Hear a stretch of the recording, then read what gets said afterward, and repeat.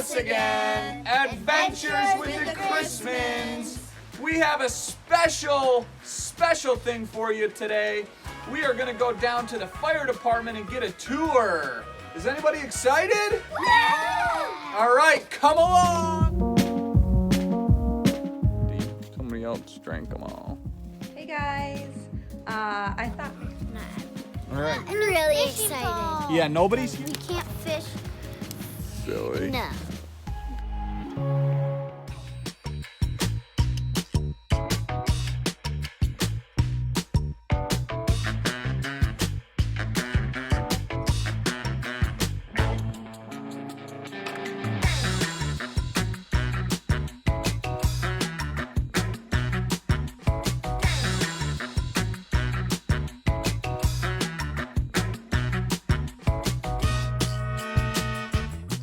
Okay, everybody, we made it to the fire department. Let's go. Let's go. Everybody's monotone. Nobody wants to see the fire trucks. All right, let's get out and see the fire trucks. Sky, do you need some help getting out? Oh, there she is. All right, boys and girl. So, let's do it. This guy. All right, you guys do the tour. It's pretty cool, huh?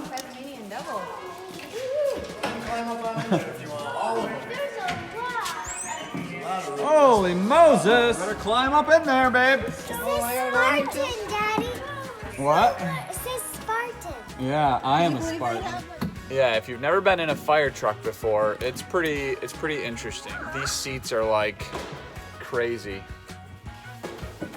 Why are they so? Oh, it's because the oxygen's in the thing, so you can put it on while you're riding. So a little fun fact, they're actually not oxygen, because oxygen's like a drug we give on scene for like a medical call. Yeah. It's actually just regular air.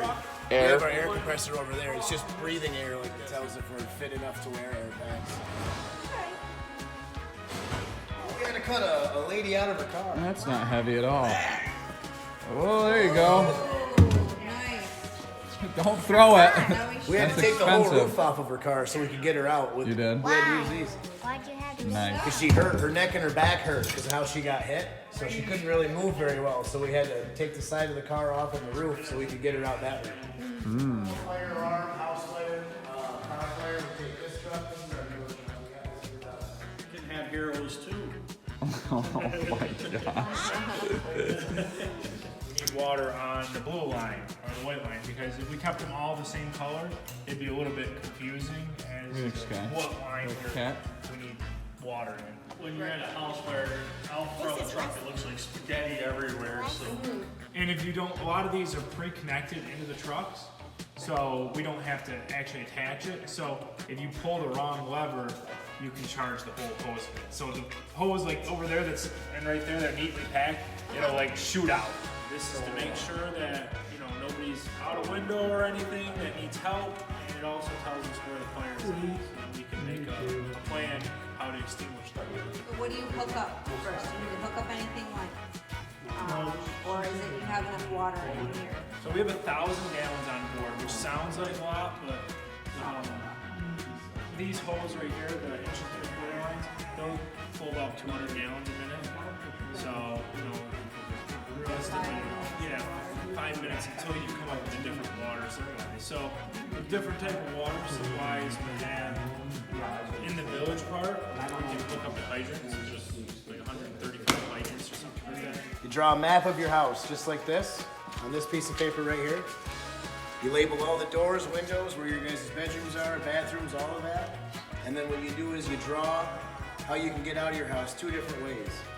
And then you guys practice it. And you guys have a meeting place, which is going to be right out front of your house where if anything does ever happen, we'll pull up and we'll be able to talk to you guys right out front where we can see it. So we expect to see a video of fire drill with the Christmans. Yep. Oh! That's a good idea. Come right into the office now. We'll go right through that. Exciting.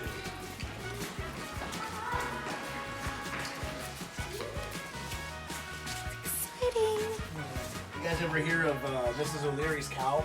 Tipped over the lantern, burned down just about all of Chicago. How do you think they used to put fires out way back then? Water?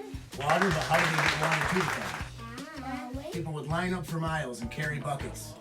pass them down the line, and they would throw them on the fires, which is why we lost pretty much all the villages. But now we have fire trucks, we have hydrants, we have everything. Have you guys ever had to call 911 before?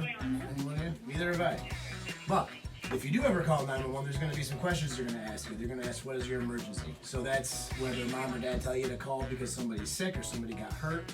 For this example, we'll say that there was a fire. So we'll say, what is your emergency? You say, my house is on fire. And we'll say, what is your name? Do you guys know your names? Castle. Lana. Cruz.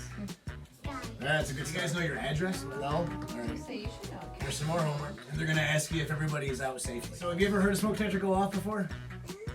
What? A smoke detector go off? I heard it tested. Yeah.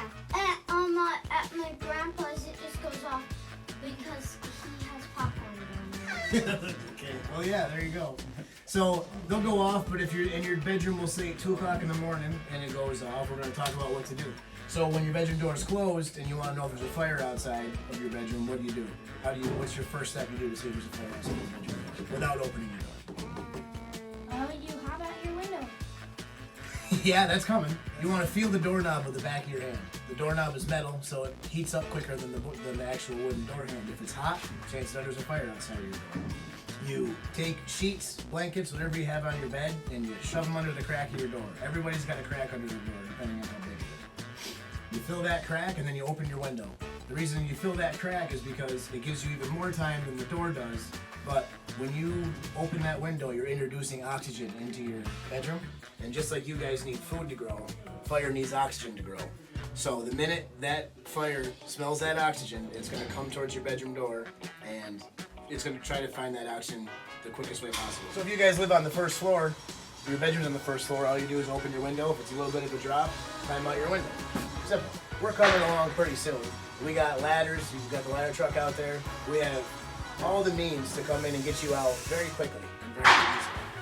So, and the biggest thing is never ever hide. You can never hide. It's the biggest thing.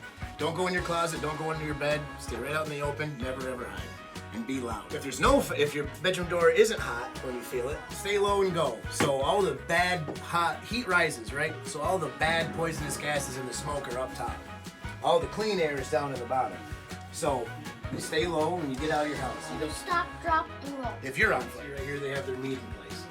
They have a tree in the front yard, so that's their meeting place. You guys, you're off the road a little bit behind trees. Your mailbox out by the road would be your meeting place. Would be perfect. Our job is to risk our lives to save your lives. And we have all the equipment to do it. We're going to be able to do it much safer. Do you guys cook yet? The reason I put this slide up here is because this is probably one of the bigger fires that homeowners could take care of safely without calling the fire department. If you're frying something on a stove, like bacon or something, and it catches fire, sometimes you can just put the top on it. More for you guys. Just put the top on it and smother it, and then you're all set. So you gotta learn your address, practice your drills at home, test your smoke detectors when you get home. Just hit the button and test it. When you get out of your house, make sure you stay out, never go back in for any reason. And the biggest thing is never ever hide from us or anyone in the fire. Never hide from us. Is that fun? Yeah. Beautiful. Yes. Beautiful.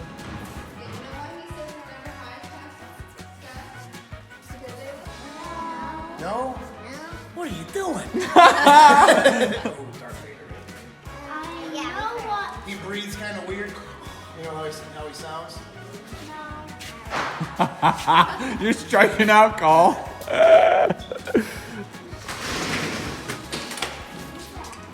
This is our air. Okay. Yeah. I'm going to show you what we sound like when we're inside of a fire.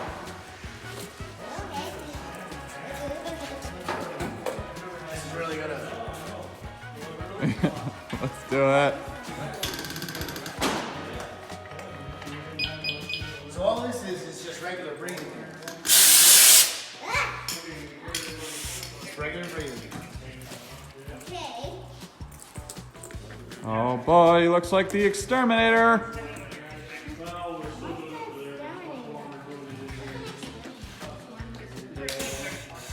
That sounds like Darth Vader when he's talking. It's also muffled.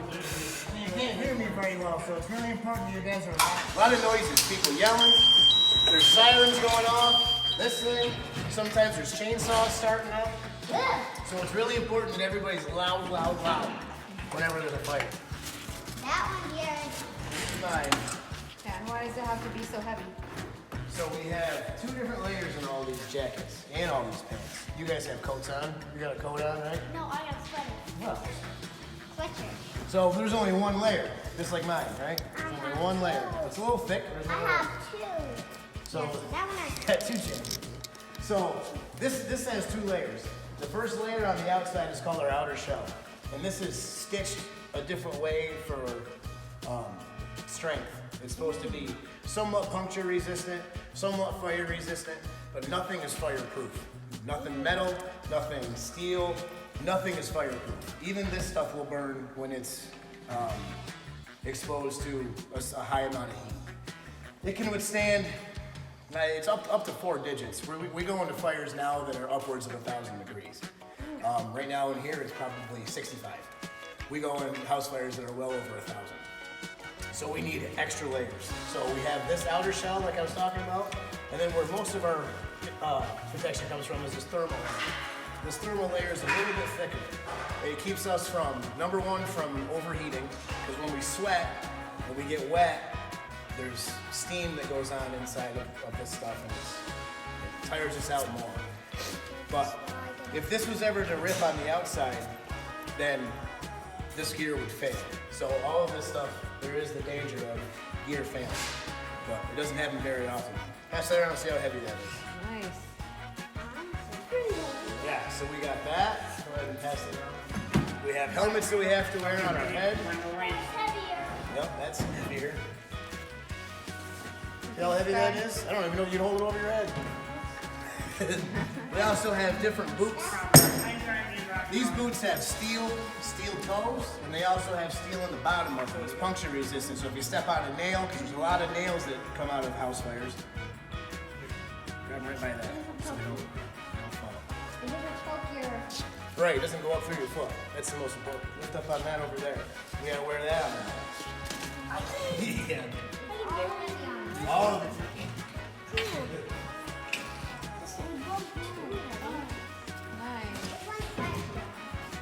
So everything that we have is really heavy. So it's important that we're in better shape than we are. This is called a Halligan brush. Whoa. We use this on so many, careful, there is a point on it, so just be careful. Sometimes we use it to break into a house. We can swing this like a baseball bat and get that into the door jamb and then pop a door that way. We have this, which is a thermal camera. Put your hand on the ground, right on the floor, and hold it there for a second. All right, go ahead and lift it up and see if it works. See how their handprint's still there? Yeah. Come right over here quick. Come over here quick. See how your handprints are still there? So this detects heat. So you're able to see inside of a fire, even if you're blinded by the smoke, it still picks up heat traces. So you're able to see if there's a victim or something warm in the distance. You can see where the seat of the fire is, which means that's where the fire started. You can see if there's a victim or a person laying somewhere that needs us to go in and grab them. So they're pretty cool. We got side by side. We use this for any kind of brush fire. So there's a bunch of stuff on the back that you guys probably don't have on yours. It's important that we get out there and do it quick. So this can go pretty much anywhere. Then we also have tracks This is very... that we put on this in the wintertime. So for snowmobile accidents. This keeps Yep. Oh, really? Liverpool, Syracuse. That's where Matt and I lived there for 2.5 years. Hey, it's got wheels. It's a belt. Big That's old pretty belt. cool. I remember fire. So when there was a fire call, there would be a big string that would hang down from the station, and some guy, his job was to ring the bell to tell all the firemen to grab their buckets and come to put a fire out. Thank you. You're welcome. That was pretty awesome. Oh my goodness, that was a whole bunch of fun at the fire department. Let's go. It's always good to learn about fire safety and what needs to be done in case of a fire at your house. It's always good to remember your address, right guys? We memorized our address at the old house, didn't we? But we haven't memorized it at the new house yet. So that is our homework, right? What was the other homework that Cole gave us? I don't know. Come Come on. Does anyone remember Lana? Lana, do you remember the homework? No. Oh my goodness. Terrible. What are we supposed to do? We're supposed to learn our address.